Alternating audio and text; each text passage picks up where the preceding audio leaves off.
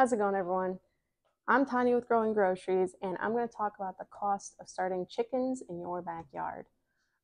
The chickens themselves are not very expensive, but there's a lot of things you need to have before you get them that you should consider, and it's really going to affect how beneficial they are.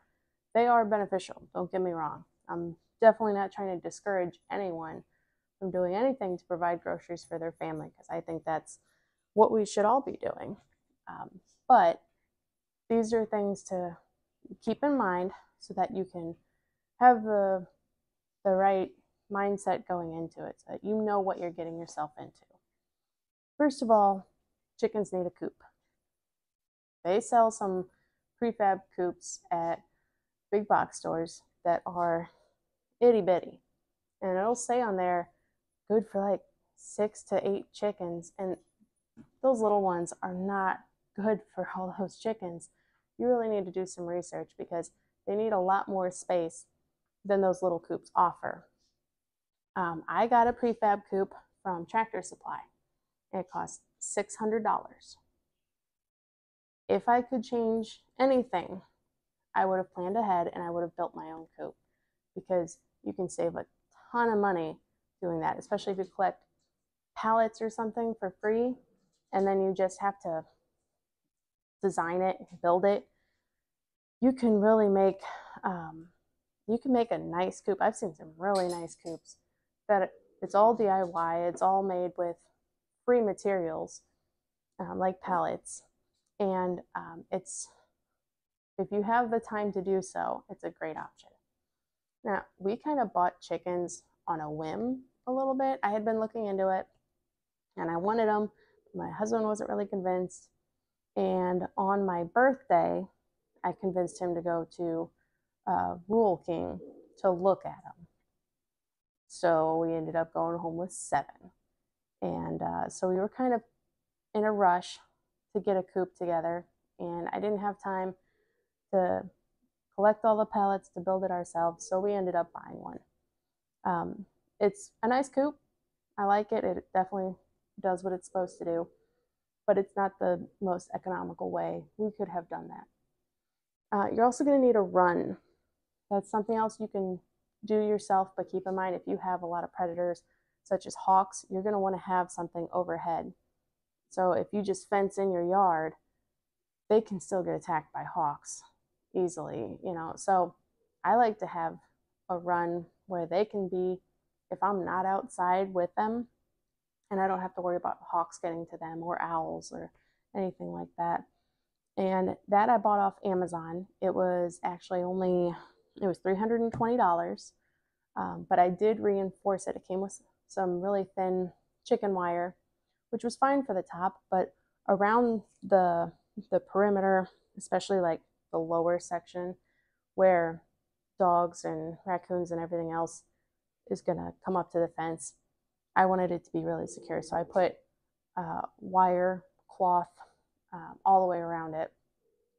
And that was expensive. That cloth mesh stuff is expensive. And they recommend you use 1/4 inch. I had some in the garage, so that saved us a little bit of money. But altogether, the run ended up costing $400. $80 for the fencing material that I needed, and then $320 for the actual structure on Amazon. And it's 20 foot by 10 foot, so it's a good amount of space for them. Obviously, free ranging is ideal when it can be done safely, but it's not something that we have the luxury of doing all the time because, like I said, we do have a lot of hawks here. We'll have 6 or 7 just circling our house, and that was before we even had chickens. So it's definitely something that we're very careful about. Next, you're going to need food and water buckets. I use Lowe's buckets, or actually I use Home Depot buckets. They were like $5 each. So I got 2 of them, $10. And then I bought these little things. You drill a hole and attach it, and it is a little water nipple, and they peck it, and water comes out. And you get a pack of like 20 of those for $20. So they were not expensive. And I only put, I think, 4 on the front of the bucket. So I still have plenty for making additional water buckets if I need.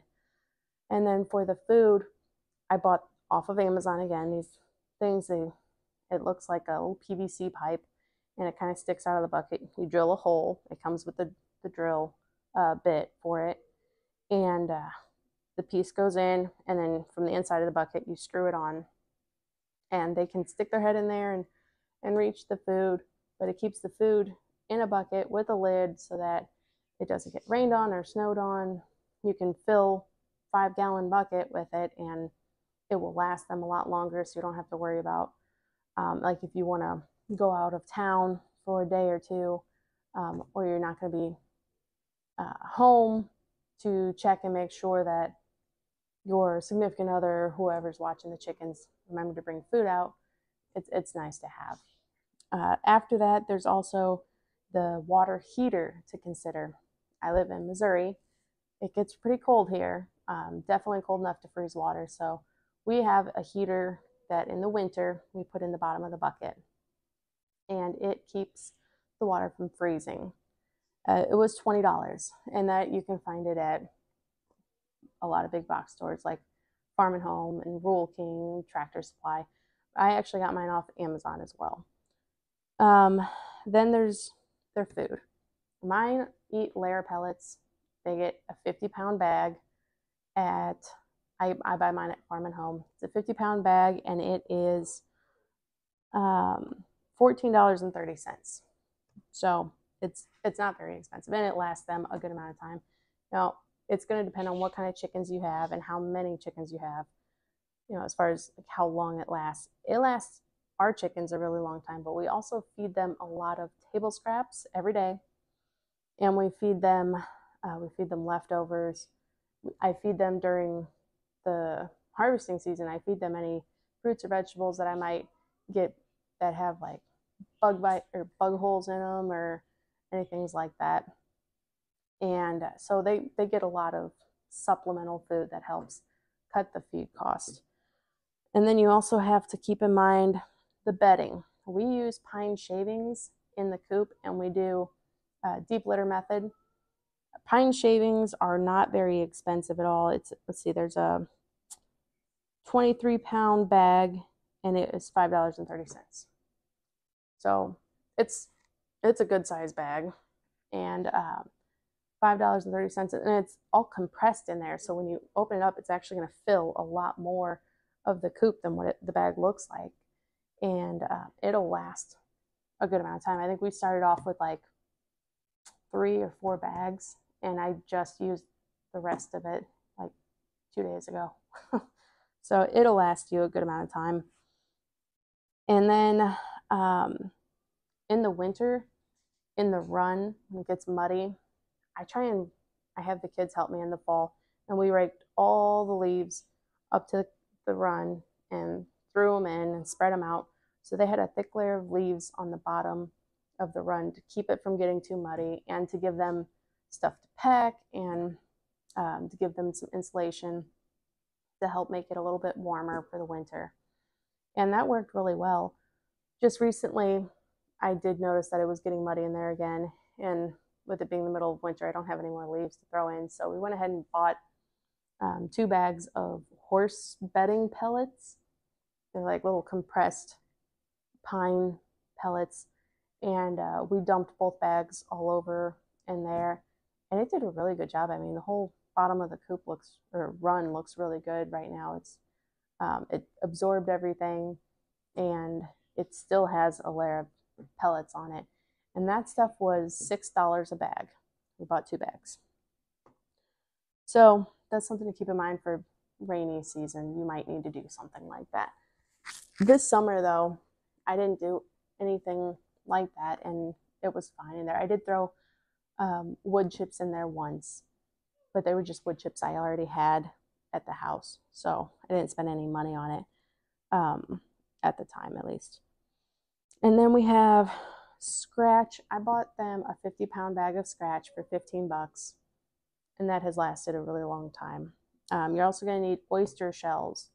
You can also feed back their egg shells to them to help with calcium, so that they don't end up laying soft-shelled eggs. You don't want that because the egg can break before they get a chance to lay it, and it can cause a lot of problems. The oyster shells, 50-pound bag was $15, and it will last a very long time. And then I do crush eggshells and bake them, and then save them in a jar so I can feed those back to them as well. So that brings us to $1,123.60 as of right now. So then you have the chickens. I started with 7, but at the place where I bought them, which was Roll King, they had a minimum of 6. You had to buy 6 at least. They all ranged around $2.50 to $3, though I did hear that price might go up this year. At the time, that's what it was, so that's the price I'm going with. So 6 minimum. So assuming you get 6, you say about $20 because of tax for the chickens themselves. So now you're at $1,143.60 upfront cost. It does pay off over time. It's going to take a while. Eggs, the cheapest eggs I've seen in the store right now, $4 a dozen. But for organic, free-range chicken eggs, you're looking at $7 to $8 for a dozen. So assuming $7.50, it would take 152.5 cartons of eggs to make up the cost. So that is 152.5. Now my chickens during spring and summer and fall, they were laying about 2.5 cartons or dozen eggs a week. It has slowed down significantly with the winter. I'll talk about that in a second, but it will pick back up again in the spring.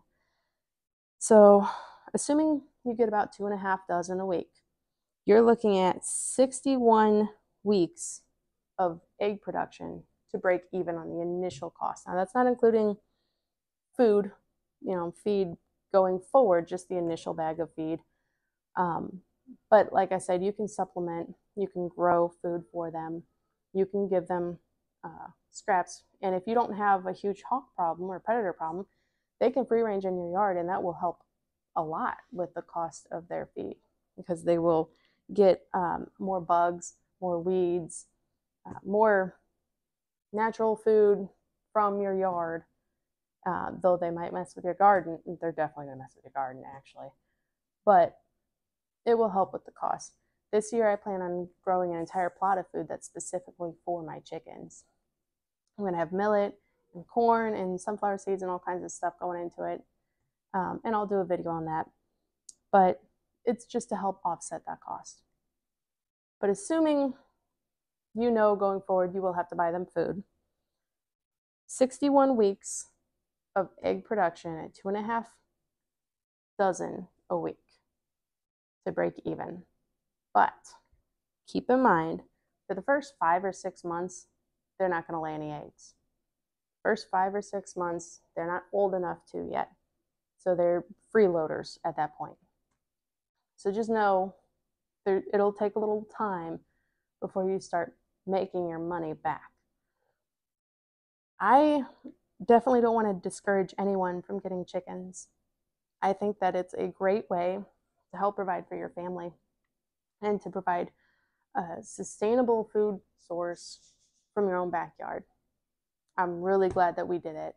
And as a matter of fact, we just got a rooster and an incubator so that we can hatch more eggs and have more chickens and start raising some for meat and some for eggs.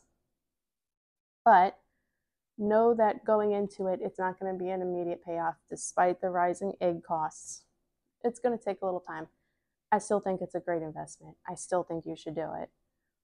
But just be aware, you're going to need about $1,143.60 if you bought all the same stuff I did up front going into it. Now, this is the stuff that I considered essential, necessary to have the chickens.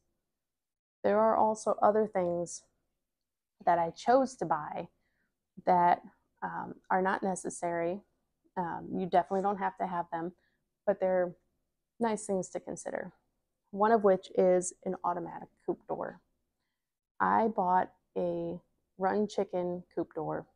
It opens automatically in the morning, it shuts automatically at night. It cost $170. I think it's actually on sale right now. But when I bought it, it cost $170. And that was an investment I was completely willing to take. I'm really excited about this door because it has worked out really well for us, and it makes it so much less stressful. You don't have to worry about getting up the crack of dawn to get out there so that they can get out and get to their food and their water. It's handled for you. Now, I would suggest still checking on your chickens. You need to make sure they have food and water and that everyone's doing good. And there has been a couple times where this winter where it froze. So we'd go out there in the morning and check on them anyways, after we have breakfast and coffee and whatnot. And there was, I think it happened twice, the door was frozen. So we just had to kind of help get the ice off the top, and then it was able to open back up. But it's another $170 that you don't have to spend. If you want to, keep in mind that, it's an extra expense that is, it makes a big difference in how easy chicken care is. For the most part, taking care of chickens is a breeze. But if you're going to go into chickens, you should do it. Plan on them being a beneficial pet. Right? Love them like a pet. They're fun. They're a lot of fun to watch. The kids love it. I love it.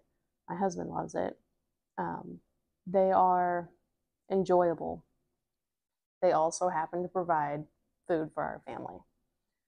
When you look at it like that, then the initial money doesn't bother you near as much.